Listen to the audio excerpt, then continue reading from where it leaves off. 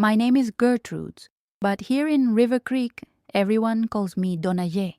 I'm 76 years old, and every wrinkle I carry tells a story, some of love, others of pain, but none as deep as the one I'm about to share with you. It's about the boy I called my son, whom I loved as if he'd come from my own womb, and one night he almost killed me. If I'm telling you this, it's because I survived. But to this day, I wonder, does love blind us? If this story has already moved you, watch until the end and share it with anyone who needs to hear it. In 1992, after a flood that washed away part of our little town of River Creek, my husband and I decided to grow our family. We already had 2 children, Paul, 17, and Margarita, 15, but my heart still felt a void. It was Margarita who planted the seed. She'd volunteered at St. Clair Orphanage and came home with swollen eyes. "Mom, there are kids there no one wants because they're too old. Everyone only wants babies." That kept hammering in my mind. I told Joseph, my husband, a quiet, practical man who always respected my feelings. Sitting on the porch, smoking his hand-rolled cigarette, he simply said, "If that's what you want, Gay, let's meet this boy." At the orphanage, we met the director, Mrs. Clemens, dry as an old lemon. When I said we wanted to adopt a child no one else wanted, she looked surprised. Then she told us about Roger. "There's a 9-year-old boy. He's been here since he was 5. His mother died of an overdose. No one knows his father. He's smart but reserved. No one wants him." In the yard, we saw him for the first time, sitting in a corner with an old book in his lap, thin, dark hair cropped close, and enormous, sad, wary eyes. When they introduced us, he didn't smile.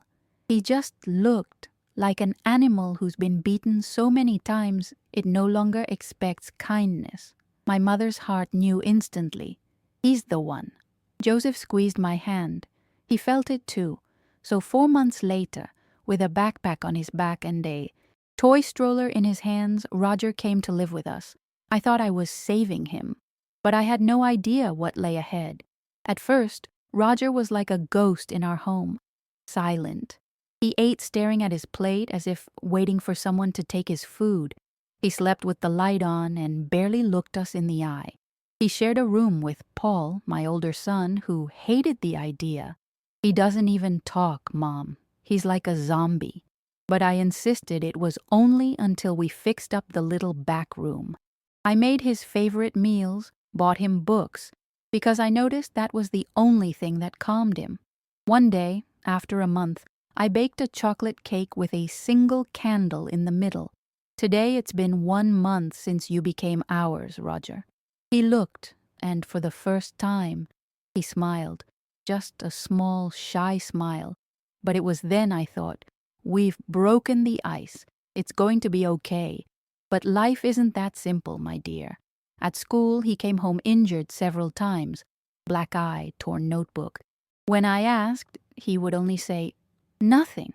Until one day the teacher told me, "The other kids tease him. They call him nobody's child. And, worst of all, he doesn't defend himself. He just stays silent and takes it all inside." Then the outburst began. He exploded in anger over a broken pencil. He cried for no reason in the middle of class. He would stand for hours staring at nothing. I tried to talk to him, but it was like speaking to a wall. Joseph began to lose patience. "You spoil that boy too much. He needs discipline."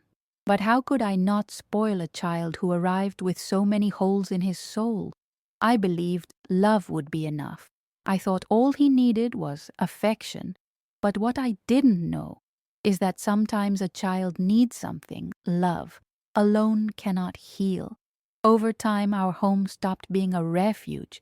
It became a minefield. Roger started disappearing. He'd go to school and not come back, or say he was in the library, only for us to discover he'd missed 3 days straight. When I confronted him, he shouted, "You don't understand anything. You think everyone is as good as you." From that moment, everything went downhill. I found a lighter and cigarettes in his pocket, dirty clothes hidden away, my silver rosary, my mother's gift, went missing for a week, then turned up inside a sock in the bottom of his drawer. "Why did you take this, Roger?" He looked at me with empty eyes. "I didn't take anything. Someone must have put it there." That look, oh my God, it sent chills down my spine. Cold, soulless. He spent hours locked in his room playing video games with blood splattered on the screen. He said it was an adventure, but every time I entered, he'd rush to turn it off. I began to notice strange gazes on me, eyes scanning from top to bottom, measuring me, desiring me. One day I entered the bathroom without knocking. The door was ajar, and saw him holding an old photo of me. He was touching himself. The picture fell from my hands. "What is this, Roger?" "It's a nice photo, that's all," he said, running past and pushing me aside. I wanted to believe I was paranoid, that I was overreacting, but deep down, I knew there was something very wrong with my boy. But when you're a mother, you choose not to see, even when the truth screams at your face. It happened on a stifling October night in 1994, one of those nights when the silence feels heavier than the air itself. The rain had passed, but the damp wind still blew through the window cracks. I was sleeping next to Joseph when I awoke with an inexplicable chill. You know that feeling that something's wrong even when there's no obvious reason?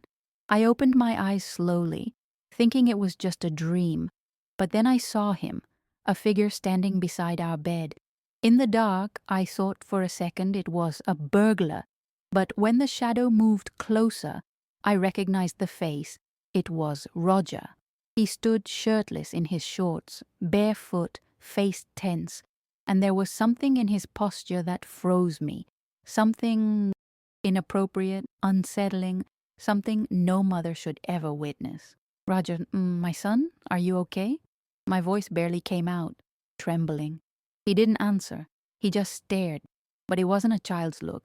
It was a strange, empty, intense gaze, as if I were an object, not a person. He moved closer and, in one swift motion, covered my mouth with his hand. "Don't wake Joseph," he whispered. "I don't want him to get hurt." Fear consumed me. I felt his weight press down on the bed, coming too close, as if he'd lost all sense of who I was. I tried to push him away, to break free, to move my arms and legs, but he was strong, much stronger than I expected. "Have you never noticed how I look at you?" he murmured, his voice sick. "Since the first day I knew you'd be only mine." Tears streamed down my face. My mind screamed, but my body was paralyzed. And in that moment, God heard my despair. Joseph woke up. "What the hell is going on?" he shouted, leaping from the bed. In an instant, he was on Roger with a force I'd never seen. They fell to the floor, wrestling, crashing into furniture, toppling the lamp. I ran. I stumbled out of the bedroom, still in shock, trembling from head to toe. "Help! Somebody help!" I screamed as I fumbled to unlock the front door. I stood in my nightgown, barefoot under the cold night breeze, but I didn't feel my body. Soon, Mr. Arnold came running from the house across the street, then Mrs. Louise with wide eyes. Neighbors gathered, alarmed by my screams, and there I was, standing in the wet street, able to say only, my son almost did something crazy. After that night, our home and we were never the same. Roger fled out the back, and for 3 days we heard nothing. I woke up startled by every noise. Joseph, always so steady, began patrolling the house at night, locking doors, checking under the bed as if something still lurked there. On the 3rd day, the phone rang. It was Sheriff Oswald. "Donna Gertrudes, we found your son." Roger had been found in an abandoned house near the train station, under the influence of substances, injured and incoherent. He had tried to take his own life. Even after everything, my mother's heart ached, because despite it all, he was still the scared boy who once arrived with a backpack on his shoulders. He was first hospitalized in our local hospital, then transferred to a psychiatric clinic. The diagnosis was devastating: severe disorders compounded by addiction. According to the doctors, he'd carried these issues before he came to our home, and they only worsened over time. We visited him just once. Joseph couldn't bring himself to meet his eyes. Roger, in a cold voice, said only, "Now you worry after everything?" I realized then that boy I loved was no longer there. I never returned, not for his birthday, not at Christmas, not even when Joseph died in 2003, weighed down by guilt and pain in his chest. Some may judge me, say I abandoned my son, but what no one understands is that sometimes the only way to survive is to leave behind the one who broke you from within. I still receive updates. He remains institutionalized, stable, according to reports, but never free, not from the clinic's walls, nor from the demons inside him. Today, at 76, sitting on my porch, I look out at the river and reflect on all we've lived through. I've learned that love doesn't heal everything, that some traumas run deeper than any embrace, and that protecting your own soul is also an act of love.